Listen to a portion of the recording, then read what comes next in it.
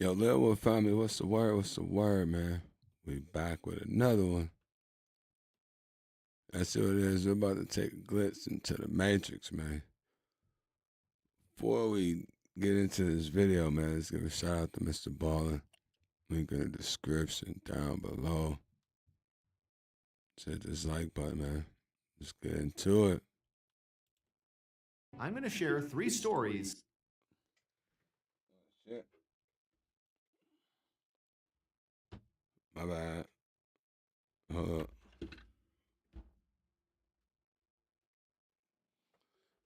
Me headphones wasn't plugged in. My bad. That really should never have happened. Like, the things that happen in these stories feel impossible. They defy everything we know about mathematics and probability, but they are all completely true. Right. Which proves to all of us that extraordinary, truly improbable events can happen at any moment. But before we get into today's stories, if you're a fan of the strange, dark, and mysterious delivered in story format, then you've come to the right place, because that's all we do, and we upload 2, 3, even 4 times every week. So if that's of interest to you, the next time you're at the Like Button's house, go ahead and secretly switch out their spray-on deodorant for hairspray. Also, please subscribe to our channel and turn on all notifications so you don't miss any of our weekly uploads. Okay, let's get into today's stories.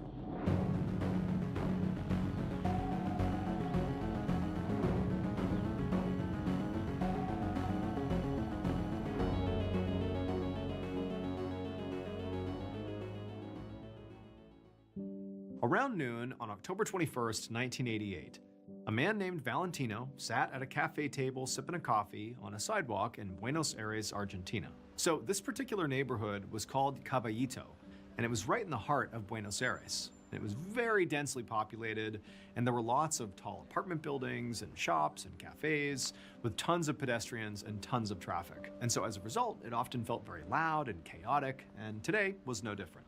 But Valentino, despite the craziness all around him, he still wanted to try to find a moment of peace as he had his coffee. And so he sort of sat back in his chair and he just looked up at the sky above all the urban noise, and he took this deep, calming breath. And as he did this, he saw a few birds fly by. And he just kind of smiled to himself, watching them fly on.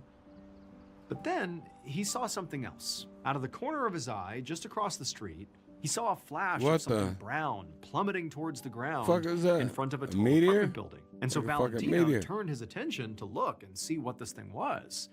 But what he saw didn't make any sense. There was this one old woman on the other side of the street who had stopped on the sidewalk, and she was staring down at what appeared to be like a pile of clothes at her feet. And the brown thing, the thing that caught Valentino's attention, which he couldn't make out what it was just a few feet away from this pile in front of this woman. But then, this old woman across the street, she just began screaming. And that's when Valentino realized that what he thought was like a pile of clothes at her feet was actually like a person, like a heap of a person on the ground.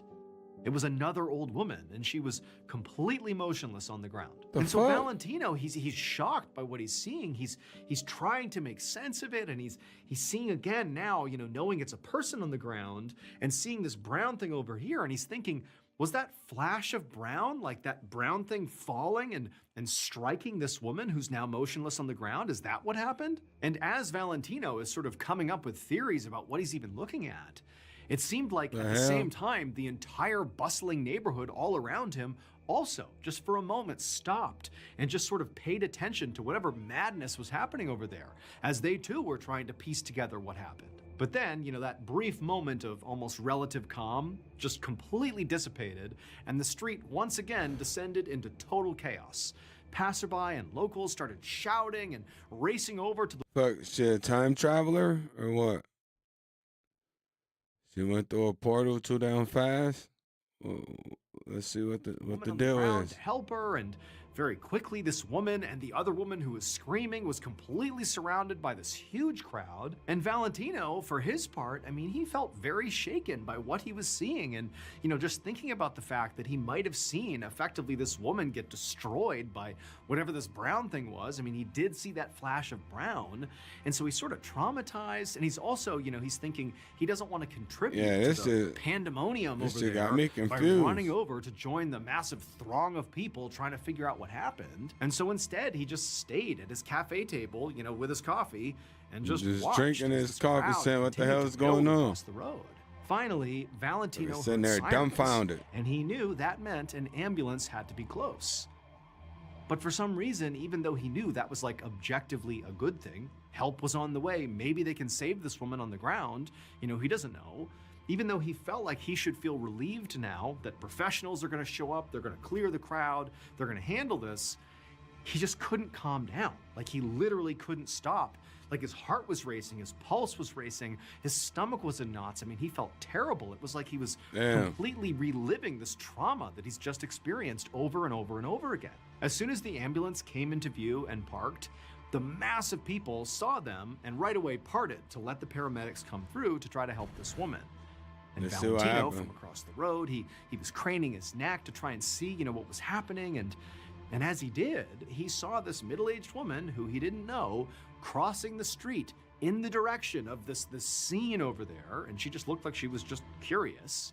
And as she's crossing the road, she got destroyed by a city bus. It plowed directly into her, and she immediately disappeared underneath the bus's wheels. What the? I run a podcast solo. No Bro, we gotta get rid no of this. editor, no tech I gotta get skills, rid of just Riverside. And so Valentino, I whose tell your heart boy was how to get already rid of these basically eyes. beating out of his chest, he was so upset about everything, he shot to his feet like, what is going on here? Screams erupted from all around him, from other people who had seen the same horrible thing. And he could feel his heart just like racing nonstop, and sweat began dripping down his back. He was almost dizzy with shock, and he began to stagger away from his table, looking frantically around, calling out for somebody to actually help him. Like it was like his body couldn't about to have handle a heart what he was attack. seeing. But nobody came because there were so many other things happening, horrible things That nobody can demanded tell. immediate attention from other people that no one's paying attention to Valentino having, a panic attack here. Like he's so low on the priority list. And so as he's sort of fumbling around the cafe, trying to get someone to help calm him down, nobody's paying attention to him. And so eventually Valentino kind of spiraled and then fell to the ground, and he found himself once more, on his back on the ground, staring up at the sky, watching birds fly across. What actually happened on that street in 1988 in Buenos Aires was so improbable that it made newspapers all across the world. So the first woman who was hit by the object that fell from the sky, the flash of brown, she died from the impact. And then that woman, the middle-aged woman who crossed the road to see what was going on, who got hit by the bus, she also died. And Valentino, who witnessed this entire thing, he died was too? so stunned and so horrified that he actually had a heart attack. And then he died on his way to the hospital. And so basically, these three fatalities that all occurred within minutes of each other were all connected, but were basically freak accidents that all had to happen in succession to even occur. What the hell? And it all started when that brown thing plummeted through the air, the thing that caught smacked that old Valentino's lady. eye. And it would turn out that brownish object was actually the fourth victim in this tragedy. That object was actually a poodle named Khaki that had chased a ball straight off the balcony of its And went owner's 13th flying floor and apartment. killed the lady. What the fuck? This Let's is a see paid what ad else we by got, Bell. man. It's normal to long for a time when, connection, look at your moments about nothing. As they were relationships, you have therapy next easier. Take the cost, click off your first. Yeah, that's good. Let's go on to it. At 3 a.m. on Sunday, December 24th, 1967, 26-year-old Sammy Brown Jr. sped in his car down a road called Seal Road in Phoenix City, Alabama, with a police siren blaring right behind him. So Sammy was in trouble. It was Christmas Eve, and he had celebrated a little too hard and drank way too much, and he thought he'd be okay to drive home since he lived close by, but he'd been wrong. and he'd ultimately attracted the attention of a police officer who was now chasing him. And Sammy knew he could not get caught because, in addition to being very drunk, he also didn't even have a license to drive in the first place. And so that's why right now he was driving at 100 miles an hour to get away from this cop. But not only was the cop actually gaining on him, but also Sammy could see on the road up ahead that he had another problem, because there was another car in front of him driving in the same direction, and because this other car was actually going the speed limit, Sammy was going to smash into them if he didn't swerve around them. But this was not a highway where Sammy could just easily change lanes. It was a local 2-lane road. So Sammy knew that if he wanted to swerve around this car, he had to make sure it was clear into the oncoming traffic lane. But since Sammy kind of looked and didn't see any other cars in that lane, he just decided to go for it and pray that he got lucky. So Sammy cut his wheel and tried to swerve around this slower car. But again, Sammy is extremely drunk. He's being chased by this cop who's gaining on him, so his anxiety is spiking. He's going so fast. And in this state of mind, Sammy actually misjudged the timing of his swerve, and he clipped the back of the slower car. And as soon as he did, there was this crunch of metal, and both cars began to spin out across the road before they sort of miraculously just came to a stop. Inside of his own car, Sammy sort of sat up and looked around and realized he was unhurt. And then when he looked out the window, he could see the driver of the other car, a man in his 60s, slowly get out and walk to his bumper to inspect the damage. And when Sammy saw this, he realized that despite how bad of a situation he was in, he actually had gotten very lucky. I mean, not only was he alive, but the man he had just hit, going nearly 100 miles an hour, also appeared to not just be alive, but basically seemed okay. Honey, I brought back enough tomatoes to last us a whole month. Good boy. Man, nobody give a shit. My daughter is Lynwoodfamily, I gotta tell you, boy.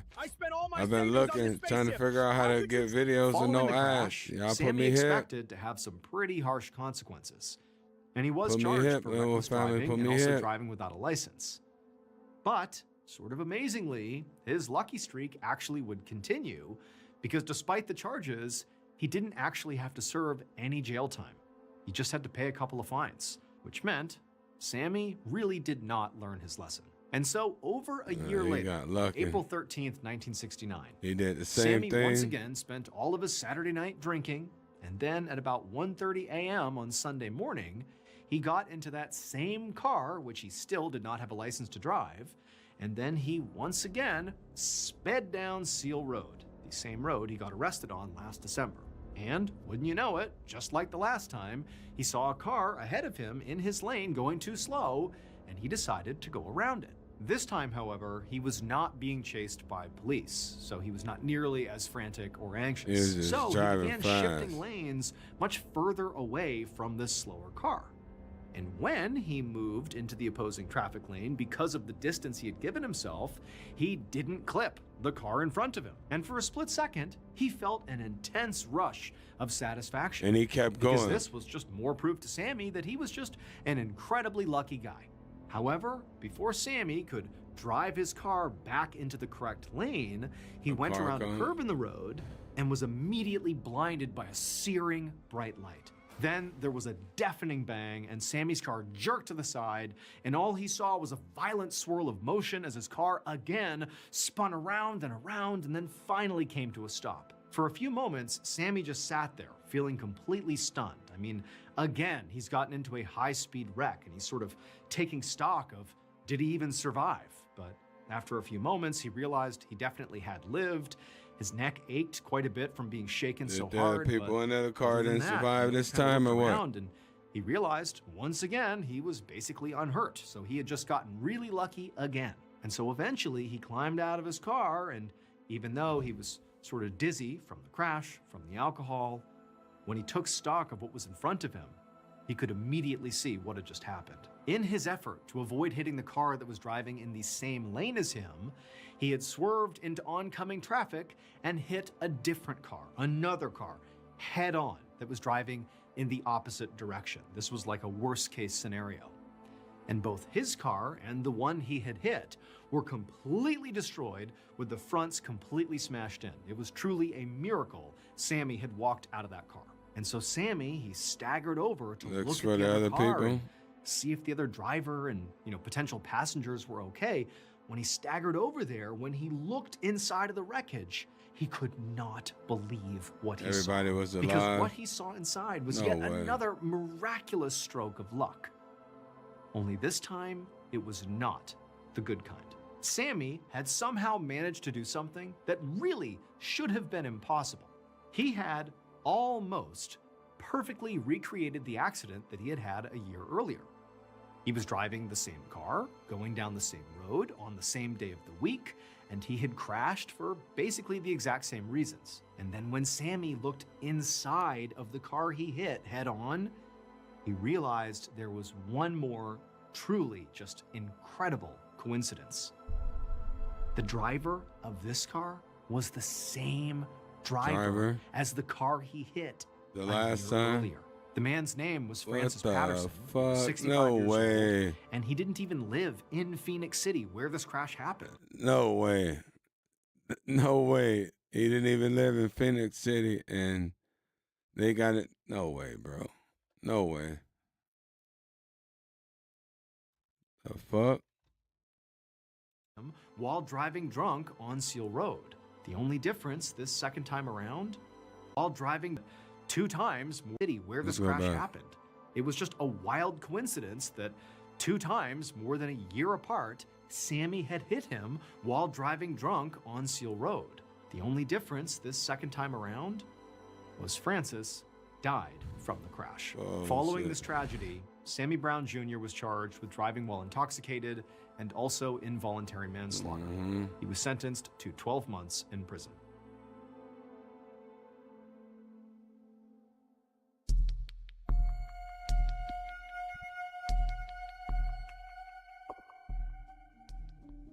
On a Sunday night in early 1805, a 13-year-old boy named Emile Deschamps sat at a table full of adults in a house in Orléans, France. Now, Emile was supposed to be having dinner with all the other boys at his boarding school across the city, but his aunt had picked him up as a surprise for a home-cooked meal. And he knew why. His aunt was worried about him. So Emile's parents had sent him to this boarding school in Orléans a few years ago, but he hated the city, and basically right after he got there, his mother had died. And so Emile had really had a difficult time adjusting, and he felt lonely and isolated, and his aunt was definitely aware of that. And so tonight, Emile was very grateful that his aunt, because, she kind of felt bad for him, had brought him here to include him in this dinner, like he appreciated that.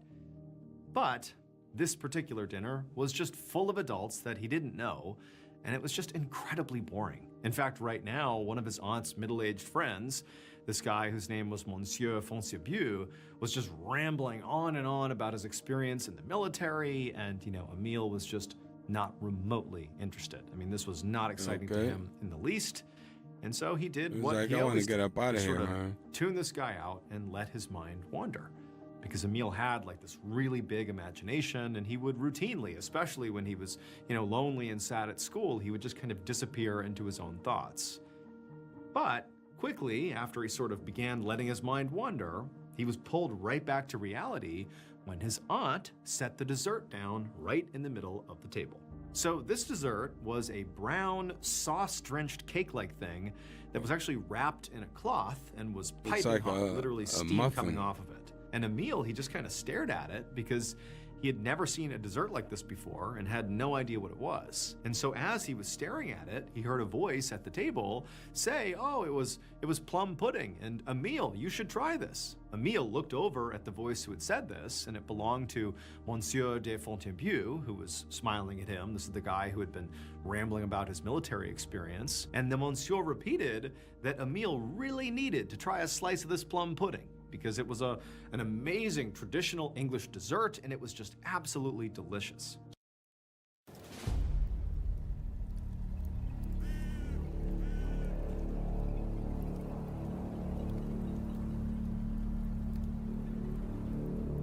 So Emile let his aunt cut him a slice, and then he took a bite. And he was glad he did, because it really was incredible. It was this rich and sweet and just perfectly warm dessert. I mean, this was like one of the best desserts he had ever had. And so after trying this plum pudding and, telling the monsieur how great it was and thanking his aunt, he just kind of went back to letting his mind wander, and the conversation at the table picked back up again, and, it was just boring adult talk, and the night just kind of continued as is. And then at some point in the night, when the meal and the dessert and everything had all been eaten up, the guests parted ways, and Emile went back to his boarding school. And quickly, when he got back to his boarding school, he forgot about the dinner and the pudding and the monsieur, and just carried on with his life. One afternoon, 10 years later, in the spring of 1815, Emile was 23 years old, and he was living in Paris, about 80 miles away from Orléans. So Emile had basically fled Orléans as soon as he was old enough to strike out on his own. And once he had turned his big imagination into a blossoming career. He was now a poet and a playwright. And he was writing about these big, sweeping human experiences like love and chaos and how mysterious life can be. So Emile that day had basically been writing nonstop and had sort of lost track of time and sort of forgot to eat. And then suddenly he felt super hungry. And so now here he was out and about looking for something to eat. But he was so hungry that he decided he didn't even care where he went. I mean, normally he was picky about where he would eat lunch and dinner, but today he just wanted food. He didn't care where it was. And so he just randomly chose a cafe and went inside. It was a small space with a few customers sitting at some tables, and Emile just walked in and took a seat at an empty one. And quickly thereafter, a waitress came over and handed Emile a menu, and when he flipped it open, he was immediately drawn to the dessert section. He saw this cafe served plum pudding, the amazing English dessert that he had had a decade earlier at that dinner party with his aunt and the monsieur. He had not had plum pudding from that day to now. It had been 10 years. He had just not had it, but he saw it on the menu and he's like, oh my goodness, I gotta have plum pudding again. That was so good 10 years ago. I gotta have that experience again. And so Emile asked this waitress if he can have a slice of their plum pudding. And she just shook her head and said, I'm sorry, but the last piece we had, I actually just served it to the guy over there. Like, we don't have any more. And the waitress, she saw Emile react to this, and he was like so distraught. He's like, oh man, really? Like, there's no more? Are you serious? And the waitress could sense, like, he really, really wanted this plum pudding. And so she goes, well, hold on a minute. And she turns and she calls out to the gentleman that she had actually just given the last piece to, who was sitting in the corner of the cafe. And she calls to him and says, hey, would you mind sharing that last piece with this new guest here, with Emile? Because he wants a piece of this plum pudding. And so Emile, he kind of looks around the waitress in the direction of the person that she's speaking to, the guy with the actual plum pudding. And the guy who's sitting over there, he looks up, and wouldn't you know it, it's Monsieur de Fontainebleau, the same guy who was at the dinner party 10 years earlier, who encouraged Emile to eat plum pudding for the first time and only time in his whole life at that point. It's the same guy. Like, they're not even in Orléans, France. They're 80 miles away in Paris. And Emile, he's chosen a random cafe. He'd never been here before, and he just happened to see plum pudding on the menu. Just decided to pick that restaurant that it's the same guy, and they're having plum pudding? Like, the coincidence here is just unbelievable. And so Emile, he sort of says to the waitress, hold on a minute, I know him. And so Emile, he gets up and walks over to the monsieur, and he sits down next to him, and they're both like, this is crazy. It's been 10 years, and here we are eating plum pudding together again. Like, what are the odds? And so for the next 15 minutes or so, the two men just caught up about their respective lives. They ate this plum pudding, and then at the end of it, they were like, all right, like, great, nice to see you. And they both just went their separate ways, with the monsieur going back to whatever he does and Emile going back to his writing. 38 years later, at 6 p.m. on a winter evening in 1853, they ran into each other again. Tea party in Paris, having a great time as he chatted with the other guests at his table. He'd been invited to this party by the hostess, who was a big admirer of his work. And there were actually a lot of people like that these days. Emile was now in his 60s, and he was very well known. He'd published tons of plays and poems and translations, and he was close friends with many of the literary giants of France and Europe. Like, he had made it as a creative. And so as Emile is sitting at this table, basically being Tell me they're lauded gonna run for, into each other all of his again. achievements and what an incredible writer 38 he was, years as he's later. just sitting there basking in the glory, one of the hostess's staff came in with a platter of dessert. And Emile Well, looked you know, it over was and he plum saw what pudding. the dessert was, and right away he knew he had to have some. It was plum pudding. And so No as way. the staff person came over with the plum pudding to give to Emile, he sort of laughed and told, the staff person and the people at his table the story of how, over the course of his life, he'd only had plum pudding 2 times, when he was 13 and when he was 23. And in both of those situations, when he had had plum pudding, this going guy, on over here? Monsieur de Fontainebleau, had been present. This man that he didn't know and had only interacted with when he was eating plum pudding. And it was kind of like this crazy coincidence. He described seeing him 10 years later in Paris. He couldn't believe it. That was 38 years ago, but still, it's like this wild coincidence, the biggest one of his whole life. And so he sort of jokingly told the people at the table and the staff, like, hey, here I am about to eat for the 3rd time plum pudding. We better be on the lookout for the monsieur. He's bound to show up. And everyone kind of laughed. They're like, yeah, that's crazy. And so Emile, he gets his plate of plum pudding, he gets his fork, and he scoops a bite, and he's about to eat it And you when see the butler monsieur. walks into the room and announces that there is going to be one more guest joining them at this tea party. And who walks in, this additional guest? The None monsieur. other than Monsieur de Fontainebleau. I remember No the way. 80s so clearly. The clothes, the music. That shit crazy. From 10 years to 38 years later. That's crazy. We know you appreciate precision. That's why USAA gets the details right. Dad, can I take the... And so Emile, he's about to bite the plum pudding, and he looks up and he sees him and he can't believe it. I mean, the guy is like 1,000 years old and he hasn't seen him for 38 years. And the only other times are when he's eating plum pudding. And wouldn't you know it, for the 3rd time here, it's happening again. Like, this is unbelievable. It was crazy the 2nd time.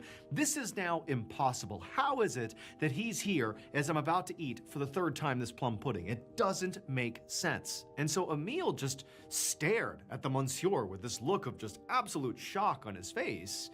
And the monsieur, as he walked in, he sort of stopped and scanned the room, and he eventually met eyes with Emile.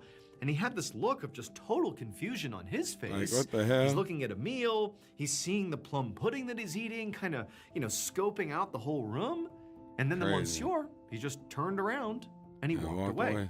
It would turn out Monsieur de Fontainebleau had been invited to another party on the same floor and had mistakenly wandered into Emile's party at the exact moment he was being served plum pudding for the 3rd time in his entire life. This was truly just an astounding set of coincidences over, a 50-year period. Like, the odds of this all happening exactly as it did those 3 different times he had plum pudding and there was the monsieur, for things to line up that way, it was just staggering to imagine how perfectly each coincidence had to line up. It was almost so much that Emile felt like, there's got to be something else going on here. This can't just be coincidence. It was just like too much.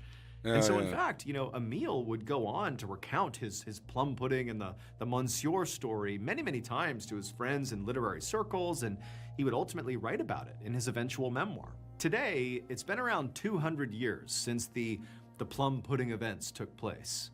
And during that time, Emile's account has been dissected countless times by probability experts and scientists and mathematicians from all around the world. And nobody has a good answer for how this could have happened. And so in the end, Emile's account about what happened to him actually ended up becoming the foundation for a very famous philosophical concept pioneered by Carl Jung called synchronicity. Synchronicity basically means that some coincidences might not actually be coincidences. They might not be random at all, but instead are actually connected to a much larger meaning or purpose. Okay. Even if we don't know what that is. That's crazy. All right, Lynwood family, man, I appreciate y'all for rocking with your boy, man. If you're new to the channel and you're digging the content, smash that follow button. Don't forget to hit your post notification bell and get this video a like for your boy, man. I appreciate y'all. I'll catch y'all on the next one, Lynwood family. Thank you for watching and tuning in. Join me on all platforms. We on another level now.